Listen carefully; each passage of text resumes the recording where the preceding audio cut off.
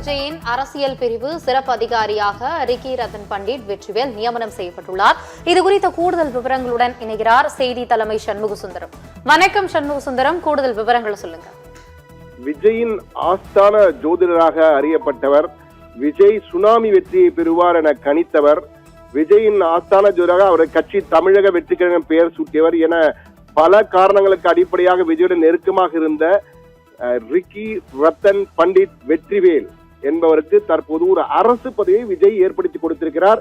அதாவது அரசியல் பிரிவு சிறப்பு அதிகாரியாக, முதலமைச்சரின் அரசியல் பிரிவு சிறப்பு அதிகாரியாக ரிக்கி ரத்தன் பண்டிட் வெற்றிவேலை நியமித்து முதன்மை செயலாளர் உத்தரவிட்டிருக்கிறார். தற்போது அந்த செய்தி தொகுப்பினர் அந்த செய்தி குறிப்பை பார்த்தோம். இவர் விஜய் என்ற தேர்தல் வாக்கு எண்ணிக்கை நடைபெற்ற போது காலை 10 மணி அளவிலே முதல் ஆளாக சென்று பூங்கொத்துடன் சென்று விஜயை சந்தித்தார். அந்த காட்சியை தான் தற்போது நாம் பார்க்கிறோம். பூங்கொத்து எடுத்துக்கொண்டு நேரடியாக விஜயை சந்தித்து முதலாக 10 மணிக்கே நீங்கள் தான் வெற்றி வாழ்த்து தெரிவித்தார். 140 இடங்கள் ஜெயிப்பார் என கூறினார். ஆனால் அவர் ஜோதிடத்தில் சிறு இறக்கம் ஏற்பட்டு 90 பெரிய தனிப்பெரும் கட்சியாக தான் வர முடிந்தது. 107 என்ற வகையிலே தனிப்பெரும் கட்சியாக தான் வர முடிந்தது. ஆனால் இவர் விஜய்க்கு மிக நெருக்கமாக இருந்திருக்கிறார். அந்த நெருக்கத்தின் அடிப்படையில் தான் தற்போது அவர் அரசியல் ஜோதிடம் பார்த்துக் கொண்டிருப்பார். ஆனால் அரசியலும் இவர் செய்திருக்கிறார் என்பதற்கு உதாரணம், இவர் முதலில் பண்டிட் வெற்றிவேல் என்றுதான் அழைக்கப்பட்டார். முதலில் பண்டிட் வெற்றிவேல் என்ற வகையில் தான் அழைக்கப்பட்டார்.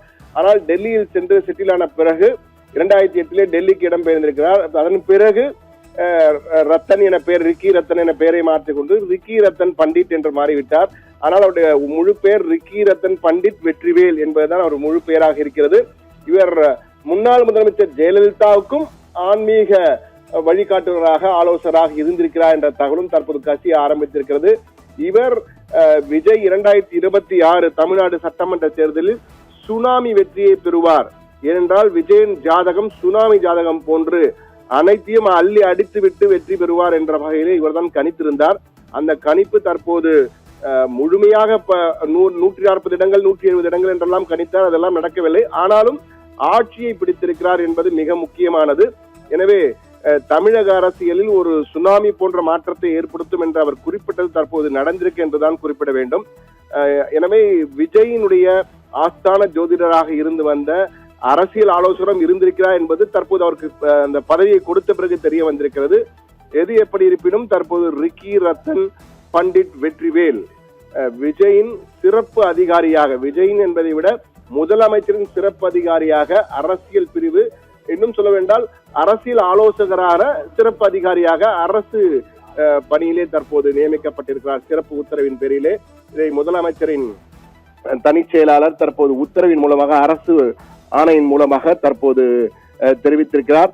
இது விஜயின் அடுத்த மூவாக பார்க்கப்படுகிறது. ஆனால் இதற்கு கடும் விமர்சனங்கள் எழுவதற்கான வாய்ப்புகள் அதிகம் என்றும் கூறுகிறார்கள். ஆனால் முதலமைச்சரின் அதிகாரத்துக்கு உட்பட்டவைதான் இவை.